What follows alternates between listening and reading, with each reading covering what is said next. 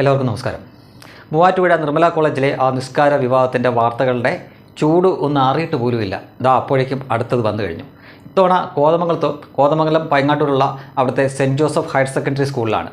അവിടെ രണ്ട് വിദ്യാർത്ഥിനികൾ അവരുടെ മാതാപിതാക്കളും കൂടെ ചേർന്നിട്ട് അവർക്ക് നിസ്കരിക്കാൻ ക്ലാസ് മുറിയിൽ സൗകര്യമൊരുക്കണം എന്ന തരത്തിലാണ് അത് ആവശ്യമായിട്ട് വന്നത്. അവിടുത്തെ സ്കൂൾ മാനേജ്മെൻറ്റ് അത് എതിർത്തിട്ടുണ്ട്. ഒരു കാര്യം നിങ്ങൾ പ്രത്യേകം ശ്രദ്ധിക്കുക, ഒരു വിവാദം കെട്ടടങ്ങിയിട്ടില്ല. ആ വിവാദം ഉയർന്നു വന്നു. കേരളത്തിൽ അത് വലിയ ചർച്ചയായപ്പോൾ വളരെ പെട്ടെന്ന് തന്നെ മൂവാറ്റുപുഴയിലുള്ള അവരുടെ മഹൽ കമ്മിറ്റി തലവർ അല്ലെങ്കിൽ അവരുടെ മത പുരോഹിതരൊക്കെ വന്നിട്ട് ഈ കുട്ടികളുടെ ഭാഗത്ത് തെറ്റുണ്ടെന്നും അവർക്ക് വേണ്ടി തങ്ങൾ മാപ്പ് ചോദിക്കുന്നു എന്നൊക്കെ പറഞ്ഞ് അത് ആ വിവാദം ഒന്ന് തണുപ്പിക്കാനൊക്കെ ശ്രമിച്ചിട്ട് ഏതാനും ദിവസങ്ങൾ മാത്രമേ ആയുള്ളൂ. അപ്പോഴേക്കും അവർ അടുത്തവും കൊണ്ടുവന്നിരിക്കുന്നു. ഇനി ഇതിനകത്ത് മറ്റൊരു കാര്യം ശ്രദ്ധിക്കാനുള്ളത്, എന്തുകൊണ്ട് ക്രിസ്ത്യൻ മാനേജ്മെൻറ്റിൻ്റെ ഈ വിദ്യാഭ്യാസ സ്ഥാപനങ്ങൾ മാത്രം ഇവർ ലക്ഷ്യം വെക്കുന്നു? അതിനൊന്നാമത്തെ കാരണം, ഇന്ത്യയിൽ ഇവർക്ക് ഏറ്റവും സോഫ്റ്റ് ടാർഗറ്റ് ആയിട്ടുള്ളത് ഇപ്പോൾ ക്രിസ്ത്യാനികളാണ്. അത് ഒരു ഹിന്ദുവിൻ്റെ സ്ഥാപനത്തിലാണെങ്കിൽ അത് അത്ര എളുപ്പമല്ല. പ്രത്യേകിച്ചും SNDPയുടെയോ അല്ലെങ്കിൽ NSSൻ്റെയൊക്കെ മാനേജ്മെൻറ്റുകൾ നടത്തുന്ന ഒരു സ്കൂളോ കോളേജൊക്കെ ആണെങ്കിൽ ആദ്യ തവണ തന്നെ അത് എതിർക്കപ്പെടും. ചിലപ്പോൾ മാത്രമല്ല തല്ലും കിട്ടിയെന്നിരിക്കും. അതോടുകൂടി അവർക്ക് പിന്നീട് ഒരു ഇഞ്ച് പോലും മുന്നോട്ട് നീങ്ങാൻ പറ്റാത്ത ഒരവസ്ഥ വരും. അവർക്ക് ഇത്തരം അഭ്യാസങ്ങളൊന്നും നടത്താൻ പറ്റാതെ വരും. എന്നാൽ ക്രിസ്ത്യാനികൾ നടത്തുന്ന സ്കൂളോ കോളേജൊക്കെ ആണെങ്കിൽ അവർക്കത് പറ്റും എന്നവർ നേരത്തെ തന്നെ തെളിയിച്ചിട്ടുണ്ട്. വർഷങ്ങൾക്ക് മുമ്പ് ജോസഫ് മാഷിൻ്റെ കൈവെട്ടിയ സമയത്ത് തന്നെ അവരത് തെളിയിച്ചിട്ടുള്ളതാണ്. ഇവർ അധികമൊന്നും പ്രതികരിക്കില്ല. മാത്രമല്ല, ഇവർ വളരെ പെട്ടെന്ന് ഭയന്നു പോകുന്നു. യഥാർത്ഥത്തിൽ അവരൊരു രാഷ്ട്രീയ അരക്ഷിതാവസ്ഥയിൽ കൂടിയാണ് ഇവിടുത്തെ ക്രിസ്ത്യാനികൾ കടന്നുപോയിക്കൊണ്ടിരുന്നത്. മുൻകാലത്ത് അങ്ങനെയല്ല. മുൻകാലത്ത് സംസ്ഥാന ഭരണത്തിൽ അവർക്ക് സ്വാധീനമുണ്ടായിരുന്നു. അല്ലെങ്കിൽ കേന്ദ്രം ഭരിക്കുന്ന UPA സർക്കാരിൽ, അല്ലെ സോണിയാഗാന്ധിയുടെ നിയന്ത്രണത്തിലുള്ള സർക്കാരിലൊക്കെ അവർക്ക് അവരുടേതായിട്ടുള്ള കുറച്ച് മന്ത്രിമാരും മറ്റുമൊക്കെ ഉണ്ടായിരുന്നു. അപ്പോൾ കേന്ദ്രത്തിലെ സ്വാധീനമുണ്ടായിരുന്നു, കേരളത്തിലെ സ്വാധീനമുണ്ടായിരുന്നു. ഇപ്പോൾ അങ്ങനെയല്ല. കുറേ തെറ്റിദ്ധാരണ കൊണ്ട് അവർ കുറേ കാലം മുമ്പ് BJPയോട് അകന്നു നിന്നിരുന്നു. അതിനാൽ തന്നെ അവർക്ക് എടുത്തു പറയാൻ ഒരു നേതാവില്ല. കേരള ഭരണത്തിലാണെങ്കിൽ ഈ KM മാണിയുടെ മകൻ ഇപ്പോൾ ജോസ് കെ മാണി ഉണ്ടെങ്കിലും ഈ ഇടതുപക്ഷ സർക്കാരിൽ അയാൾക്ക് വലിയ സ്വാധീനമുണ്ടെന്ന് പറയാനാവില്ല. പിന്നീട് ഇവിടുന്ന് ജയിപ്പിച്ചു വിടുന്ന MP മാരെന്ന കുറച്ച് വാഴകളുണ്ട്. അവർ പോലും, അതായത് ലത്തീൻ കാത്തലിക്കരുടെ ഭൂരിപക്ഷം കൊണ്ട് മാത്രം ജയിച്ചു കയറുന്ന ഹൈബി ഈടം പോലും പാർലമെൻറ്റിൽ പോയി വഖഫ് ബോർഡ് ഈ അത് ഭേദഗതി ചെയ്യുന്ന ബില്ലിനെ എതിർത്ത് സംസാരിക്കുന്ന കാഴ്ചയാണ് കണ്ടുകൊണ്ടിരിക്കുന്നത്. അങ്ങനെ തികച്ചും അരക്ഷിതാവസ്ഥയിലാണ് ക്രിസ്ത്യാനികൾ. മാത്രമല്ല, അവർ ഭയന്നിരിക്കുകയാണ് എന്നും ഇവർക്കറിയാം. അതിനാൽ തന്നെ ഏറ്റവും സോഫ്റ്റ് ടാർഗറ്റായിട്ട് ഇവരെയാണ് ഇവർ ലക്ഷ്യം വെക്കുന്നത്. എപ്പോഴെങ്കിലും എവിടെയെങ്കിലും ഒന്ന് വിജയിച്ച് കയറിയാൽ അവിടെ നിന്ന് തുടർ നടപടികൾ ചെയ്യുകയും ഒടുവിൽ NSSO അല്ലെങ്കിൽ SNDP മാനേജ്മെൻറ്റിലും ഇത് തന്നെ തങ്ങളുടെ ലക്ഷ്യം സാധിച്ചെടുക്കാം എന്ന വിശ്വാസത്തിലാണ് മുന്നോട്ട് പോകുന്നത്. പക്ഷേ അവർക്ക് മുൻ ധാരണ പ്രകാരമുള്ള എല്ലാ കാര്യങ്ങളും അവർ ചെയ്തു വരുന്നുണ്ടെങ്കിലും ഇപ്പോൾ തുടരെ അവർ പരാജയപ്പെട്ടുകൊണ്ടിരിക്കുകയാണ്. അതിനൊരു കാരണം, ക്രിസ്ത്യാനികൾ മാത്രമല്ല എതിർക്കുന്നത്, ക്രിസ്ത്യാനികളുടെ കൂടെ തന്നെ ശക്തമായിട്ട് ഹിന്ദുക്കളുടെ ഒരു വിഭാഗവും ഇതിനെ എതിർക്കാൻ മുന്നോട്ട് വരുന്നുണ്ട്. മാത്രമല്ല, ക്രിസ്ത്യൻ ഗ്രൂപ്പിൽ തന്നെ കാസ പോലുള്ള സംഘടനകൾ അതിശക്തമായി എവിടെ ഇതിൻ്റെ ഒരു തുടക്കം കാണുന്നു എന്ന് കാണുമ്പോൾ തന്നെ അവർ അതിനെ വലിയ വാർത്തയാക്കുകയും പൊതുസമൂഹത്തിന് മുന്നിലേക്ക് കൊണ്ടുവരികയും ചെയ്യുന്നുണ്ട്. അപ്പോൾ അത് വലിയ വാർത്തയാകും. സ്വാഭാവികമായിട്ടും അതിന് വലിയ പ്രതികരണങ്ങൾ വരും. ഇവരെ അന്നേരം തന്നെ എതിർക്കുന്ന ഒരു സ്ഥിതി വരും. അത് നമ്മൾ കണ്ടതാണ്. മൂവാറ്റുപുഴയിലെ നിർമ്മല കോളേജിൽ അവർ അമ്പയെ പരാജയപ്പെട്ട് നമ്മൾ കണ്ടതാണ്. മഹല്ല് കമ്മിറ്റിക്ക് വന്നിട്ട് മാപ്പ് പറയുന്ന ഒരു കാഴ്ച നിങ്ങൾ ഇതിനു മുമ്പ് എപ്പോഴെങ്കിലും കണ്ടിട്ടുണ്ടോ? നമുക്കറിയാം, സ്റ്റേജിൽ ഒരു 10ാം ക്ലാസ്സുകാരിയെ സമ്മാനം കിട്ടിയപ്പോൾ അതിനെ വിളിച്ചപ്പോൾ അതിനെ സ്റ്റേജിൽ കയറ്റാതെ പരസ്യമായിട്ട് ക്യാമറയ്ക്ക് മുന്നിലും മൈക്കിന് മുന്നിലും ഓടിച്ചു വിടുന്ന കാഴ്ച നമ്മൾ കണ്ടിട്ടുണ്ട്. അതിനെപ്പറ്റി അത് ശരിയായില്ല എന്ന തരത്തിൽ ഒരു പരാമർശം പോലും ഏതെങ്കിലും ഒരു മത നേതാവോ ഒരു രാഷ്ട്രീയ നേതാവോ നടത്തുന്നത് നമ്മൾ കണ്ടിട്ടില്ല.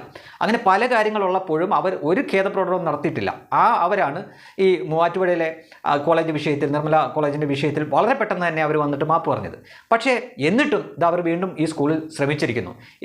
ഇതും വിജയിക്കാനൊന്നും പോകുന്നില്ല. പക്ഷേ ഇത് വിജയിക്കുമാണെങ്കിൽ എന്ന് പറയാനുള്ള കാരണം, രാജ്യത്തെ ന്യൂനപക്ഷങ്ങൾ അവർ വിദ്യാഭ്യാസ സ്ഥാപനങ്ങൾ നടത്തുമ്പോൾ അതിനൊപ്പം തന്നെ അവരുടെ മതം വളർത്താനുള്ള കാര്യങ്ങളും അവർക്ക് ചെയ്യാം. അതങ്ങനെ ഭരണഘടനയിൽ തന്നെ ഉള്ളതാണ്.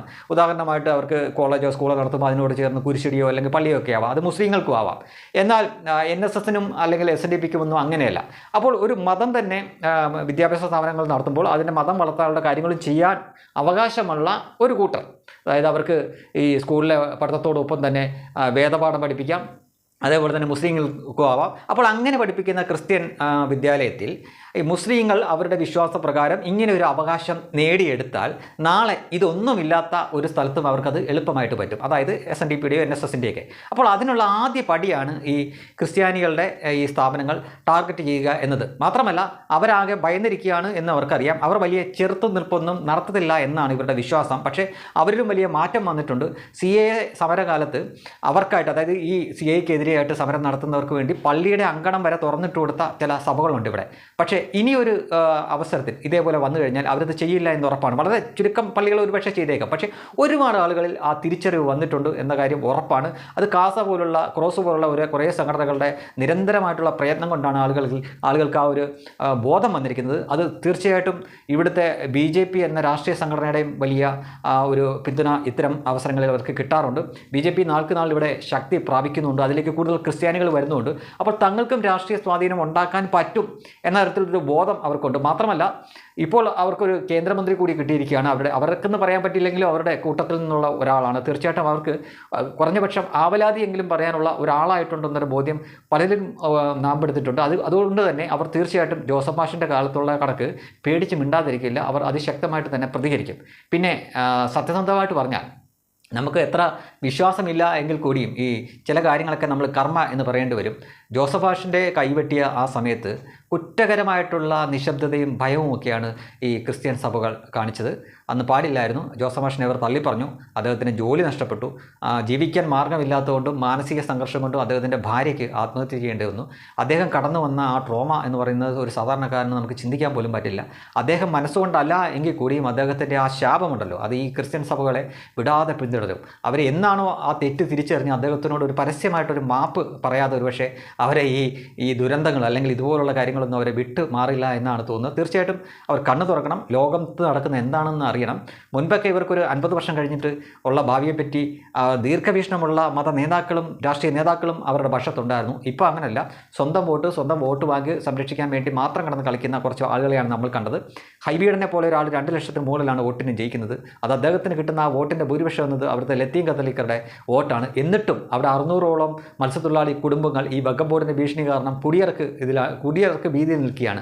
ആ ഒരു അവസരത്തിൽ പോലും ഈ വഖഫ് ബോർഡിൻ്റെ നിയമം ഭേദഗതി ചെയ്യണ്ട അല്ലെങ്കിൽ ചെയ്യുന്നതിനെതിരെ പാർലമെൻറ്റിൽ ഒരു സബ്മിഷനൊക്കെ ശ്രമിക്കുന്ന ഹൈബീഡിനെ പറ്റി എന്ത് പറയാനാണ്? അപ്പോൾ കൂടുതൽ ക്രിസ്ത്യാനികളായിട്ടുള്ള ആളുകൾ കുറച്ചുകൂടി തുറന്ന രീതിയിൽ ലോകത്തെ നോക്കിക്കാണുക, തങ്ങൾക്ക് ചുറ്റും എന്താണ് നടക്കുന്നതെന്നറിയുക, തങ്ങൾ ആരുടെ ഇരയാക്കപ്പെടുന്നു എന്ന് വ്യക്തമായി മനസ്സിലാക്കുക, ആരാണ് തങ്ങളെ ലക്ഷ്യമാക്കുന്നത് എന്നും നിങ്ങൾക്ക് തിരിച്ചറിഞ്ഞാൽ തീർച്ചയായിട്ടും നിങ്ങൾക്ക് അതിൽ നിന്നൊക്കെ രക്ഷപ്പെടാൻ പറ്റും, ചെറുത്ത് വയ്ക്കാൻ പറ്റും. നിങ്ങൾ ഒറ്റയ്ക്കല്ല, നിങ്ങളുടെ കൂടെ തീർച്ചയായിട്ടും ഈ ജിഹാദിസത്തിനെ അല്ലെങ്കിൽ ഈ കേരളത്തിനെ ഇസ്ലാമവൽക്കരിക്കണമെന്ന് ആഗ്രഹിക്കുന്നവരെ ചെറുത്ത് നിൽക്കാൻ വലിയൊരു കൂട്ടം തന്നെ പുറത്തുണ്ട് എന്ന ബോധം നിങ്ങൾക്ക് ഉണ്ടായാൽ തീർച്ചയായിട്ടും നിങ്ങൾ ഇവരെ എതിർക്കാൻ മുന്നിൽ കാണും. അതിൻ്റെ ഒപ്പം ഇവിടുത്തെ പൊതുസമൂഹത്തിൻ്റെ നല്ലൊരു ശതമാനം അത് രാഷ്ട്രീയ വ്യത്യാസമില്ലാതെ തന്നെ കൂടെ കാണും.